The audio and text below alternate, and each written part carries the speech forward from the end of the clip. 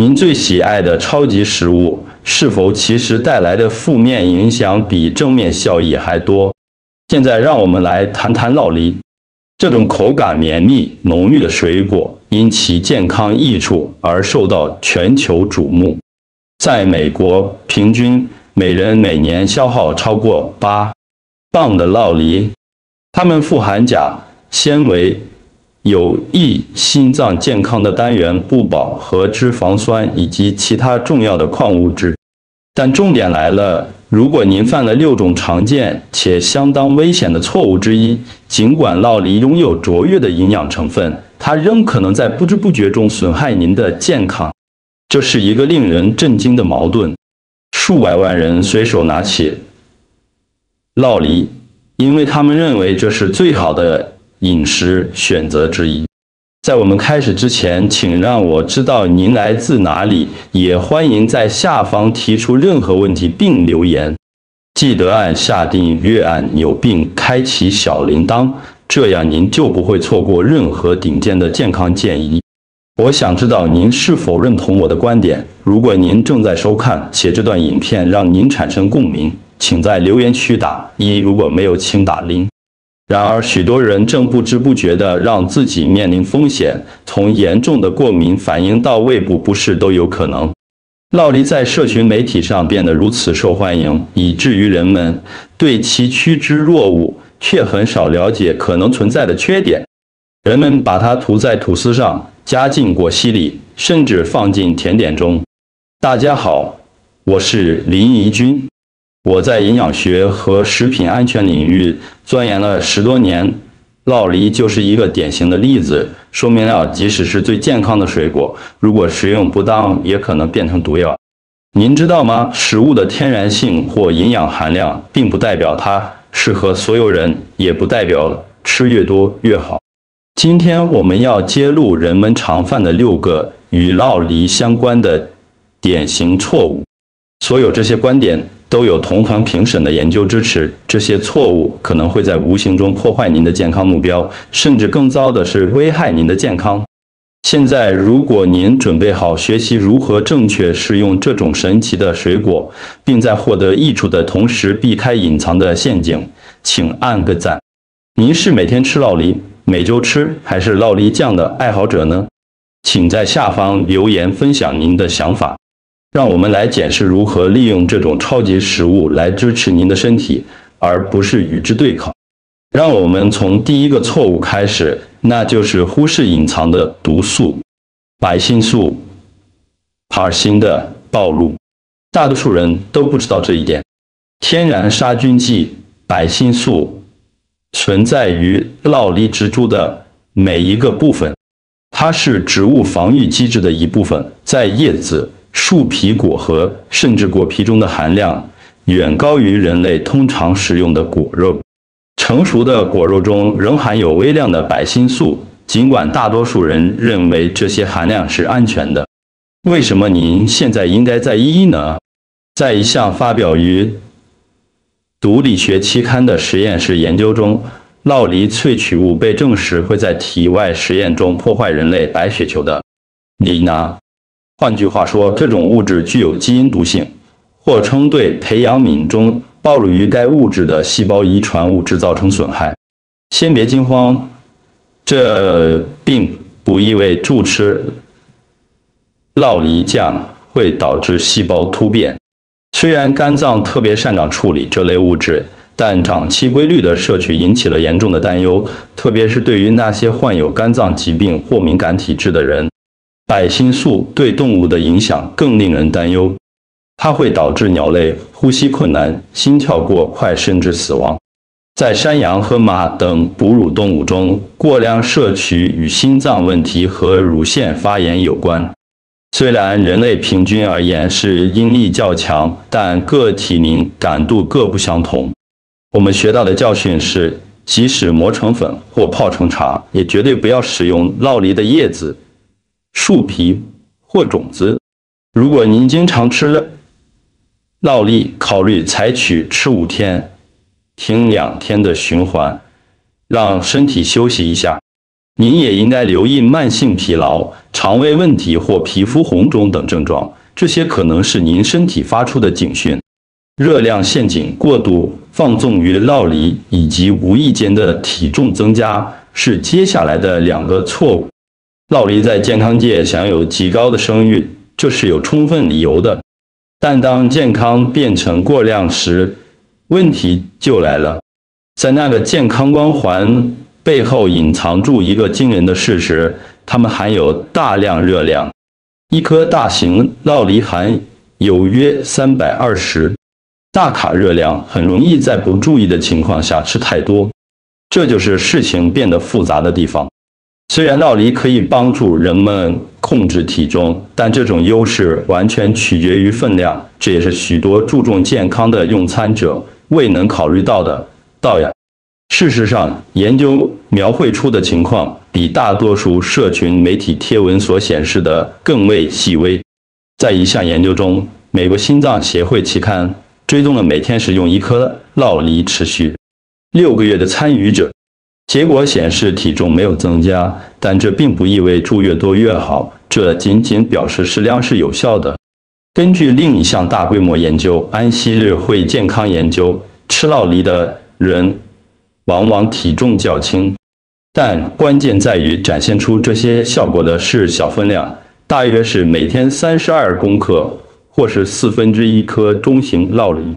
第3个错误是乳胶水果症候群 （Latex Fruit Syndrome），也就是交叉反应危机。在可能引起数百万乳胶过敏者产生反应的水果名单中，酪梨名列前茅。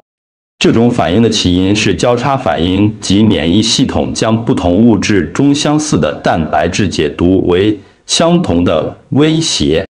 在这个案例中，天然橡胶乳胶和酪梨中的蛋白质非常相似。酪梨中含有的第1类几丁质酶 Class Echitinaceae和类马铃薯块茎蛋 Patatan、Light Proteins 与乳胶过敏原 Hevein 在结构上具有相似性，因此吃酪梨可能会导致乳胶过敏患者的免疫系统发生误判，导致从轻微到致命不等的症状。谁处于危险之中？当然是任何已知对乳胶过敏的人，但也包括那些处理食品卫生、在医疗保健领域工作以及经常接触乳胶的人。许多人在对酪梨、香蕉或奇异果等水果产生反应之前，并不知道自己对乳胶敏感。最初的症状可能包括局部皮疹、嘴唇、舌头或脸部肿胀，以及口腔和喉咙刺痛或发麻。然而，在某些情况下，它可能恶化为过敏性休克 （Anaphylaxis）。这是一种潜在的致命状况，伴随呼吸困难、心跳过快、神志不清或全身性前麻疹。事实上，研究指出，酪梨是乳胶过敏最常见的诱发食物之一，高达53%的乳胶过敏患者对酪梨特异性乙介抗体呈阳性反应。如果您有乳胶过敏或怀疑自己可能有，在继续使用酪梨之前，请咨询过敏免疫科医师并考虑进行检测。第4个错误是污染与储存，这对食品安全构成了隐蔽的威胁。接下来这一点至关重要，但受到的关注却远远不足。在您切开酪梨之前，不当的处理和储存可能会让您暴露于有害的微生物中。为什么？因为酪梨生长的炎热潮湿环境为危险的病原体提供了完美的温床。虽然它粗糙厚实的外皮看起来像盔甲，但实际上包含了微小的裂缝，沙门氏菌、单核细胞增生李斯特菌和大肠杆菌等细菌可以在其中生长。更糟糕的是，大多数人在吃酪梨之前并不清洗，这是一个问题。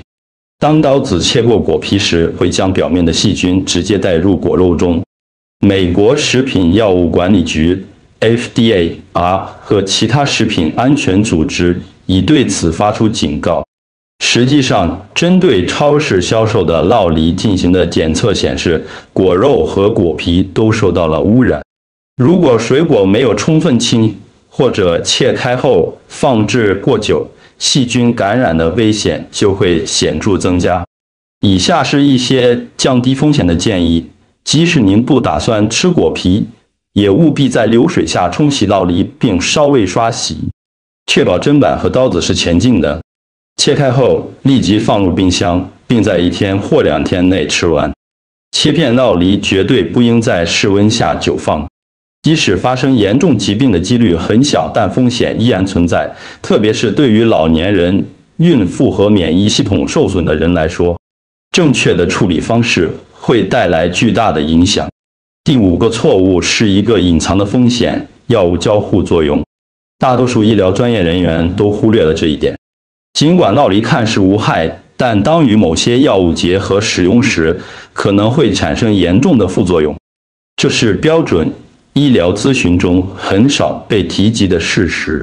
第一个关注领域是血液稀释剂，如华法林、瓦法林、可麦丁、科马丁，以及较新的抗凝血剂如达比加醛和利伐沙班 （rivaroxaban） 和利伐沙班 （rivaroxaban）。酪梨含有适量的维生素 K， 这是一种血液凝固所必需的物质。这些药物是透过降低维生素 K 的活性来预防有害血栓的形成，因此持续性至关重要。您的医生会根据您通常摄取的维生素 K 量来调整您的剂量。突然增加酪梨摄取量可能会打破平衡，降低药物的有效性，并增加血栓风险。反之，如果在经常食用后突然停止酪梨饮食，可能会导致血液变得过稀，增加内出血的风险。这2种情况都有可能导致有害甚至致命的后果。不仅如此，酪梨也是钾的强大来源，每一杯约含975毫克的钾，远高于香蕉。对于服用特定药物的患者来说，这可能成为一个问题。例如保钾利尿剂，如螺内酯 spironolactone A 抑制，如理是普利利西诺普或ARB类药物，如洛沙坦 （losartan）。这些药物已经会使血液中的钾浓度升高。过度食用酪梨可能导致高血钾症 （hyperkalemia）， 这是一种钾浓度严重升高的状况。症状包括肌肉无力、恶心、脉搏不规律，极端情况下甚至会导致心脏骤停。对于正在控制第2型糖尿病的人来说，还有第3个问题：膳食纤维通常是有益的，且在酪梨中含量丰富。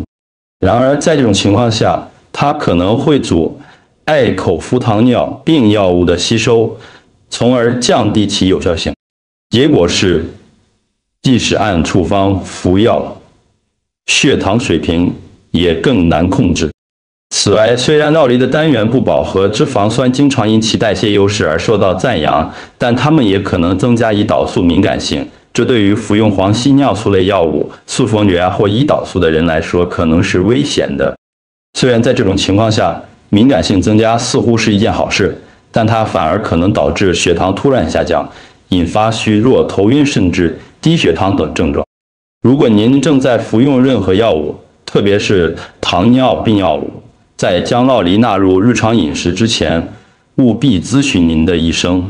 第6个错误是忽视个人的耐受性和敏感度。尽管这是最常被忽视的错误之一，但最后这一点可能会对健康产生严重影响。忽视酪梨对您个人的影响。每个人的耐受性都是独特的，反应可能会根据年龄、既有的医疗问题和遗传因素而有很大波动。遗憾的是，许多人认为因为酪梨营养丰富，所以对每个人来说一定都是安全的。但事实并非总是如此。首先是消化敏感性。一颗完整的酪梨大约含有13.5公克的纤维，虽然纤维有许多健康益处，但消化系统敏感的人或不习惯高纤饮食的人可能会经历胀气、排气和腹痛，这可能导致一些人出现便秘或腹泻等不规则排便。其次是 FODMAP 问题，酪梨含有称为 FODMAP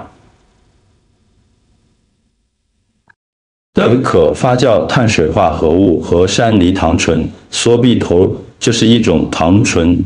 患有小肠细菌过度生长、SIBO 或大肠激躁症 （EPS） 的人对 FODMAP 特别敏感，即使是很小的分量，也可能引发数天的消化不适、严重痉挛、排气和胀气。第三是组织按不耐症 （histamine intolerance）。酪梨成熟时含有较多组织胺，食用成熟或过熟的酪梨可能会导致头痛、皮疹、鼻塞、胃部不适。对于组织胺不耐症，身体难以分解组织胺的状况，患者甚至会出现类似症状，患者甚至会出现类似焦虑的症状。第四是口腔过敏症候群 OS， 某些对花粉，特别是桦树花粉过敏的人，在吃酪梨时可能会出现交叉反应。这种疾病称为口腔过敏症候群，通常会导致口腔和喉咙肿胀、刺痛或发痒。虽然通常症状温和，但偶尔也会发展成更严重的反应。第五点是遗传因素，您的身体对酪梨中特定物质的反应可能因您的基因组成而异。例如，有些人可能拥有不同的酵素，影响脂肪的代谢方式，或者增加他们对植物性物质，如松油烯也存在于香草和松子中的敏感度。这意味着，虽然某人可能因吃酪梨而容光焕发，但另一人在食用相同分量后可能会感到不适、胀气或迟钝。第六点是老化带来的改变。像酪梨这样的高脂肪食物，随着我们年龄增长，消化起来会比较困难，因为我们的身体自然产生的消化酵素会减少，特别是在过量食用或空腹时，这可能会导致肠胃沉重感、恶心或消化缓慢。如何辨识敏感度？自我觉察和追踪至关重要。在简单的饮食日记中记录您吃了什么，吃了多少，什么时候吃的，以及接下来24到48小时内经历的任何症状。这将使您能够识别趋势，并根据需要调整您的摄取量。接下来，当执行正确时，益处随之而来。在阅读了这6个重大错误后，您可能会问自己，酪梨是否还值得购买？毫无疑问是的，只要您明智且适度地使用它们。酪梨仍然是您可以食用的最健康、营养密度最高的食物之一，已证实其单元不饱和脂肪含量油酸可以降低低密度脂蛋白、硫胆固醇，并提高密度脂蛋白，以查胆固醇。这是心血管保护的重要组成部分。事实上，一项综合分析显示，每天吃酪梨与心脏病和冠状动脉疾病风险降低16%至22%有关。酪梨每杯含有约1毫克的钾，也有助于控制血压和平衡钠的摄取。这对于有高血压风险的人来说是一个显著的优势。然而，正如前面提到的，由于钾的浓度，服用特定心脏药物的人应咨询他们的医生。酪梨也富含叶黄素和玉米黄素等抗氧化剂，这些是促进眼睛健康的罕见物质，可减轻氧化压力，并可能预防与年龄相关的视力丧失。以证实这些集中在视网膜中的营养素可以降低老年性黄斑部病变、视力丧失的主要原因之一的风险。然而，酪梨不仅提供营养，还能促进其他营养素的吸收。酪梨提高脂溶性维生素 R、D 和 K 以及其他食物中类胡萝卜素吸收的能力，是其最被低估的优点之一。根据研究，与没有任何脂肪来源的沙拉相比，在沙拉中加入酪梨可以使类胡萝卜素色素的吸收提高3到5倍。那么最佳数量是多少呢？对于大多数人来说，每周大约3到4次，每次1/3到半颗中型酪梨，是食用酪梨的最佳平衡点。这个总量是最大化益处并降低任何潜在风险的理想比例。让我们进入实行阶段。既然您已经意识到吃酪梨的优点和缺点，这里的目标是制定一个适合您特定健康状况的客制化长期计划。首先，建立健康基准。在将酪梨纳入您的日常饮食之前，请考虑您可能有的任何过敏、医疗问题或处方药物。如果您已知有食物敏感、糖尿病或高血压，请先咨询您的医生或营养师。虽然酪梨营养丰富，但它们可能与药物或潜在的医疗问题产生意想不到的交互作用。其次，循序渐进的引入。如果您从未每天吃酪梨，请谨慎开始，例如每隔1天吃1次。从几片开始，大约是1/4颗中型酪梨。注意您身体的反应，在24到48小时内，与简单的饮食日记中记录您的食物摄取量和任何身体不适，这有助于早期发现隐藏的敏感性或耐受程度。第三，将食品安全列为优先事项，必须安全处理。一是您不打算吃果皮，切片前也要用冷水清洗整颗酪梨。为了防止交叉污染，请使用消毒过的砧板和刀子。切开的酪梨应立即冷藏，并在2到3天内吃完。酪梨切片绝对不应在室温下放置超过1小时，不要暴饮暴食。首先使用厨房磅秤或测量工具来确定什么是健康的分量。50公克或1/3颗中型酪梨大约含有80到100大卡热量。即使吃太多健康的脂肪，也会干扰药物作用或导致减肥目标停滞。第五，交替您的食用量，是遵循一个轮替的时间表，例如吃3天停2天，而不是每天吃酪梨。这有助于避免随着时间推移产生的累积或敏感问题，并让您的身体有时间代谢生物活性化学物质。回顾6个要避开的关键错误。让我们快速检视个人在吃酪梨时最常犯的错误：暴露于百辛素，忽视种子、叶子和果皮中固有的植物毒性；热量摄取过多，忽视酪梨的高能量含量和过大的分量；乳胶较摄取过。酪梨之间的关联，细菌可能在切碎的酪梨储存不当时形成，例如将其留在室温酪梨储存。最后总结：当您懂得品尝时，酪梨是一个可以安全使用的营养宝库。虽然存在风险，但如果您知道要注意什么并遵循正确的做法，酪梨可以是一个明智且健康的食物选择。当适量食用、保存在安全的环境中，并根据您身体的需求进行调整时，它们提供了众多优势，从增强食物吸收、心血管、食管更优越的视力。您是否在不知不觉中犯了这些酪梨错误？您是否曾经历过以前无法解释的症状？请在下方留言分享您的经验，其他人可能会从您的故事中受益。如果这些资讯对您有用，请按赞并订阅，以接收未来关于实证营养学的更新。透过在留言中留下您的国家，告诉我们您在哪里收看。此外，将此分享给另一位酪梨爱好者。我们将很高兴收到您的来信。好的，让我们行动起来。您可能会让他们免于一次昂贵的医疗错误。感谢您的时间。在下一集中，我们将揭露另一种食物不为人知的优点和缺点。